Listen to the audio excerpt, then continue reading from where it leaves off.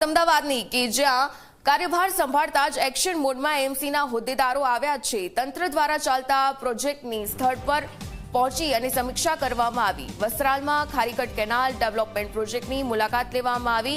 Lake interlinking યોજના સ્થળની હાથીજણ વિસ્તારમાં પણ મુલાકાત લેવામાં આવી।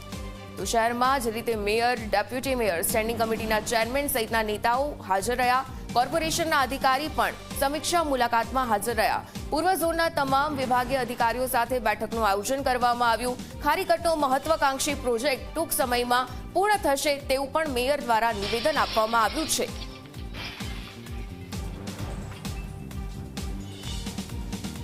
ફરજ છે કાઉન્સિલર તરીકેની ભૂમિકા અને અમદાવાદ મહાનગરની જ્યારે જવાબદારી હોય તો એ જવાબદારી વહન કરવા માટે તાત્કાલિક ધોરણે જવું જોઈએ અને કામ કરવા માટે અવિરત રહેવાનું છે। એ માટે અમે આજે શરૂઆત કરી છે મારા બધા જ મિત્રો સાથે, અમારી ટીમ સાથે ને વિસ્તારના કાઉન્સિલર અને અમારા માજી નેતા સાથે નીકળ્યા છીએ અને બધી જ જગ્યાએ જે રીતે કામ ચાલી રહ્યા છે કામની વિઝિટ કરી ઝડપથી કામનું નિરાકરણ આવે।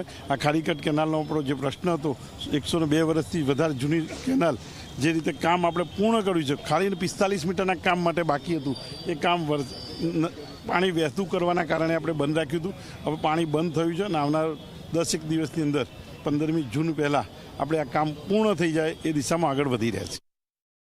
અમદાવાદ મ્યુનિસિપલ કોર્પોરેશનના શાસકો તરીકેનો પદભાર ગ્રહણ કર્યા બાદ તમામ 5 હોદ્દેદારો એક્ટિવ મોડમાં આવ્યા છે, જે અંતર્ગત બીજા દિવસથી તેમને શરૂઆત કરી છે। મ્યુનિસિપલ કોર્પોરેશનના જે વિવિધ મોટા પ્રોજેક્ટ ચાલી રહ્યા છે તેની સ્થળ સમીક્ષાની હાલમાં આપ જોઈ શકો છો mayor, deputy mayor, standing committee chairman, શાસક પક્ષ નેતા અને દંડક સહિતના 5 નવા હોદ્દેદારો શહેરના વસ્ત્રાલ વિસ્તારમાં કે જ્યાં ખારીકટ કેનાલના રીડેવલપમેન્ટનો આખો અતિ વિશાળ જે પ્રોજેક્ટ ચાલી રહ્યો છે તે પ્રોજેક્ટની સમીક્ષા કરી રહ્યા છે।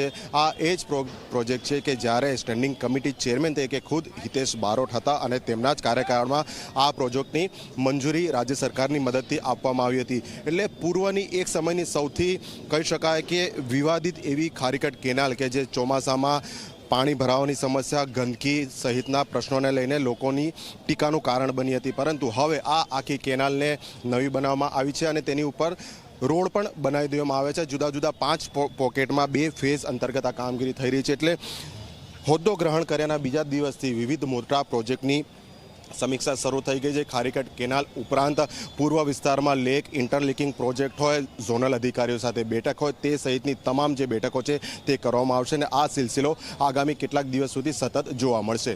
કેમેરા પર્સન ઉમેશ પરમાર સાથે અર્પણ કાયદાવાલા, ઝી મીડિયા, અમદાવાદ।